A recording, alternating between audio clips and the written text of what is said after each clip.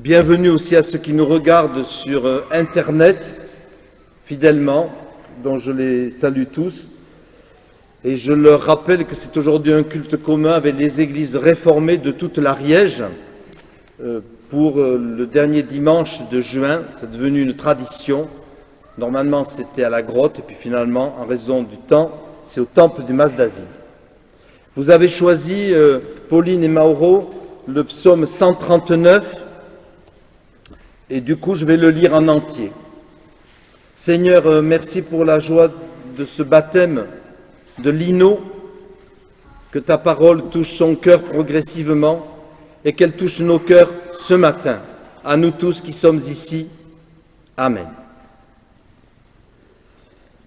Psaume 139, psaume de David. Seigneur, tu me sondes et tu me connais, tu sais quand je m'assieds et quand je me lève. Tu pénètres de loin ma pensée, tu sais quand je marche, quand je me couche. Tu pénètres toutes mes voies, car ta parole n'est pas sur ma langue, que déjà, Seigneur, tu la connais entièrement. Tu m'entoures par derrière, par devant, tu mets ta main sur moi.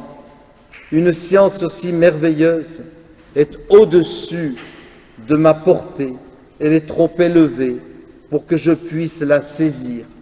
Où irai-je loin de ton esprit? Où fuirai-je loin de ta face? Si je monte aux cieux, tu y es. Si je me couche au séjour des morts, t'y voilà. Si je prends les ailes de l'aurore et que j'aille habiter à l'extrémité de la mer, là aussi ta main me conduira et ta droite me saisira. Si je dis, au moins les ténèbres me couvriront, alors la nuit devient lumière autour de moi. Même les ténèbres ne sont pas obscures pour toi. La nuit brille comme le jour et les ténèbres comme la lumière. C'est toi qui as formé mes reins, qui m'as tissé dans le sein de ma mère. Je te loue de ce que je suis une créature si merveilleuse. Tes œuvres sont admirables et mon âme le reconnaît bien. Mon corps n'était point caché devant toi lorsque j'ai été fait dans un lieu secret, lorsque j'ai été tissé dans les profondeurs de la terre, quand je n'étais qu'une masse informe, tes yeux me voyaient déjà, et sur ton livre étaient tous inscrits les jours qui m'étaient destinés, avant qu'aucun d'eux n'existe.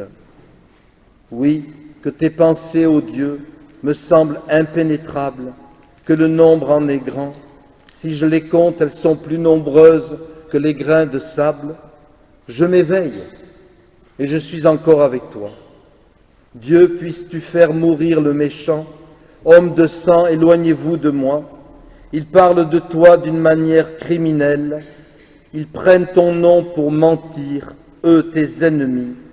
Éternel, n'aurais-je pas de l'aversion pour ceux qui te haïssent, du dégoût pour ceux qui s'élèvent contre toi?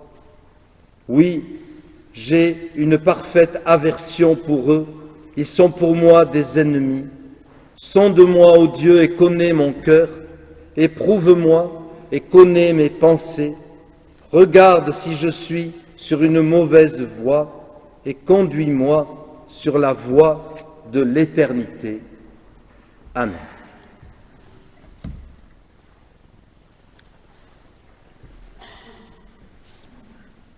Alors, Pauline et Mauro, vous avez donc choisi ce psaume dont j'ai voulu être fidèle à votre choix. Je n'ai pas voulu non plus couper ce texte comme on a tendance à le faire par facilité, à retenir les versets qui nous plaisent et à laisser de côté ceux qui ne nous plaisent pas.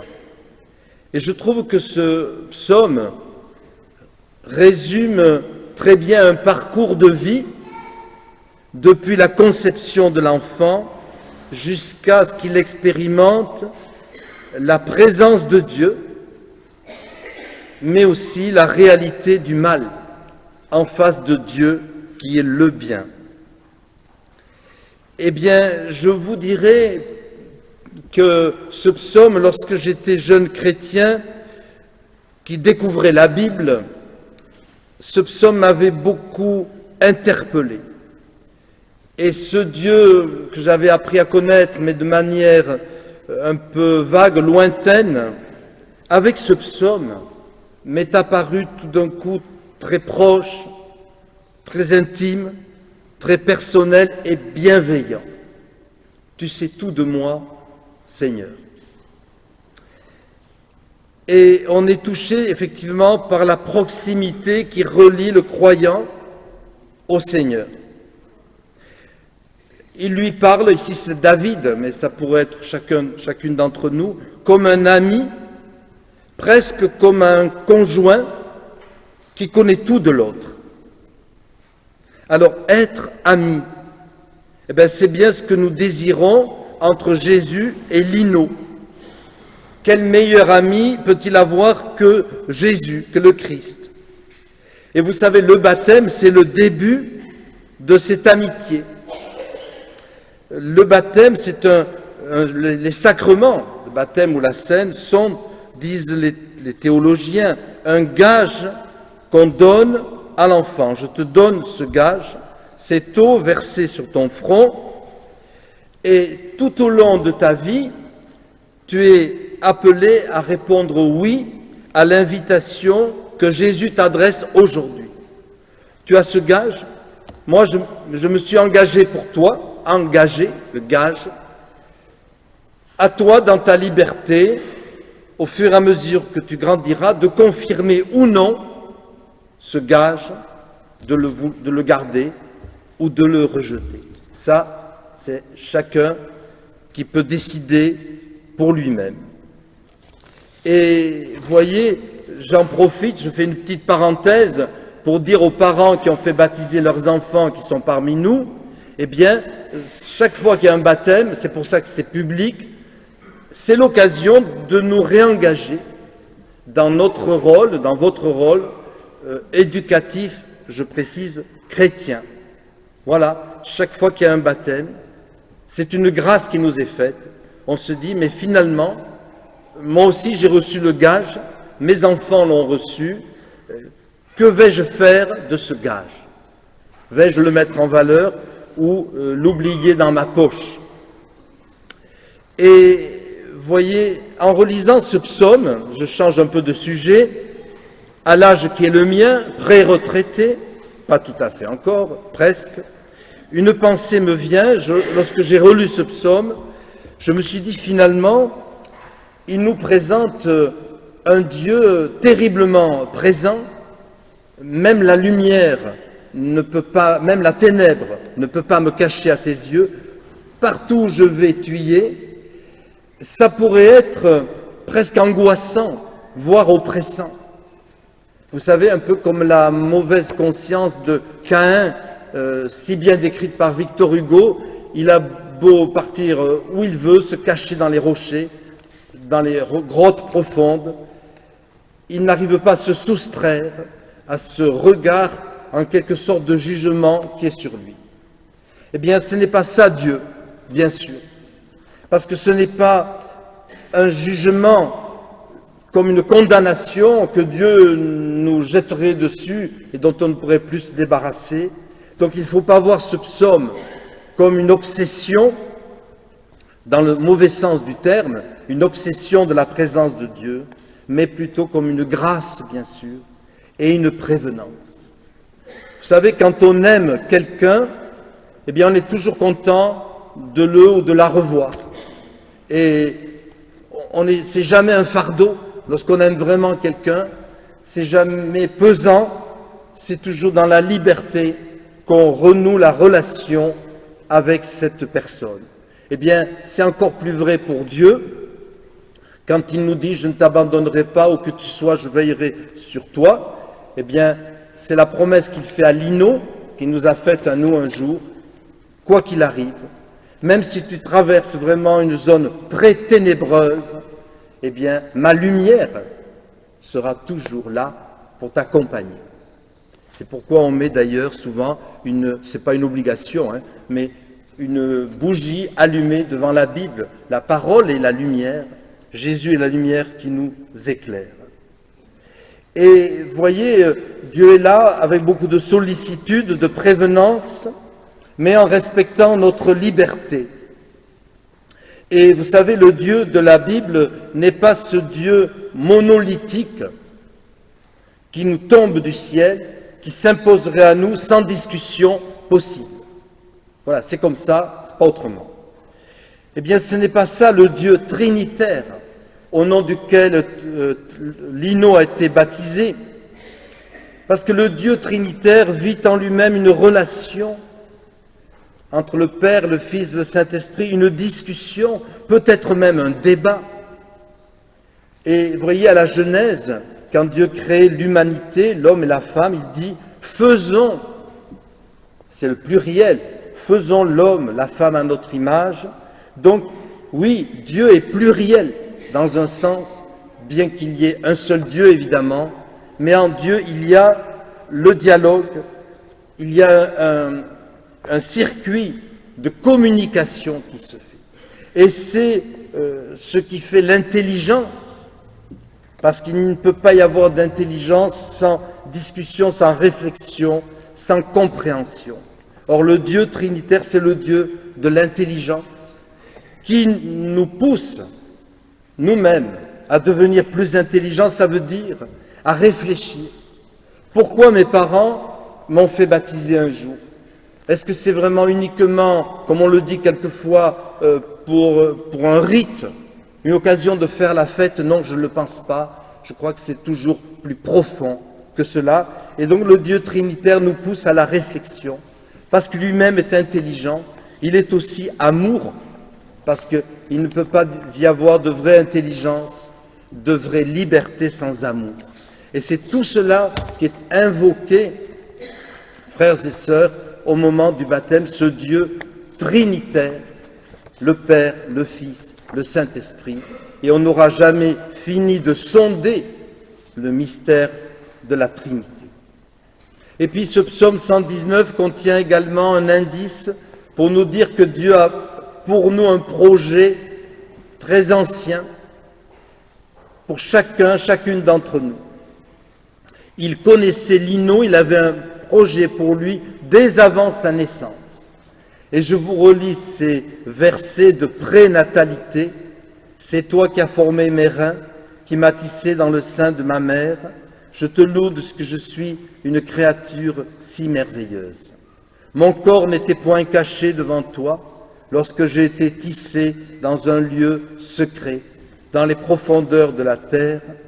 Quand je n'étais qu'une masse informe, tes yeux me voyaient déjà, et sur ton livre étaient tous inscrits les jours qui m'étaient destinés avant qu'aucun d'eux n'existe. Eh bien, frères et sœurs, en lisant ces versets, on est émerveillé par le projet divin sur la vie humaine. Et cela nous encourage au respect de l'homme, créature de Dieu, dès avant sa naissance et jusqu'au terme de sa vie. Et puis cela nous encourage aussi au passage à avoir une juste opinion de nous-mêmes. Et vous savez, que dit David dans ce psaume, « Je suis une créature merveilleuse ». On pourrait dire, c'est quand même un peu orgueilleux de dire ça de soi-même.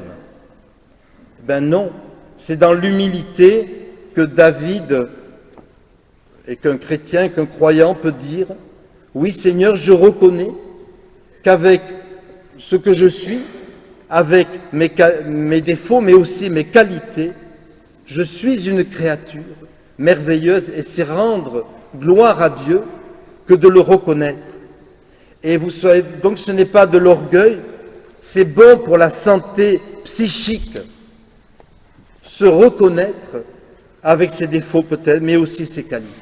Et pouvoir dire dans l'humilité, oui Seigneur, même si je ne suis pas parfait, eh bien, je suis une créature merveilleuse parce que c'est toi qui m'as créé.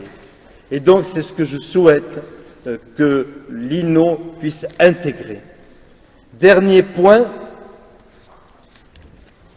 qui est très présent dans ce psaume à la fin, vous l'avez entendu. Nous avons donc une vocation que Dieu nous adresse.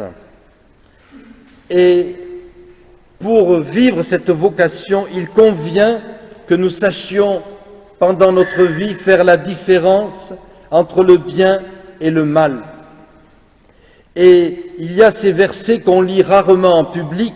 « Dieu, si seulement tu faisais mourir le méchant, homme sanguinaire, écartez-vous de moi. » Ils parlent de toi avec astuce, ils invoquent ton nom pour tromper.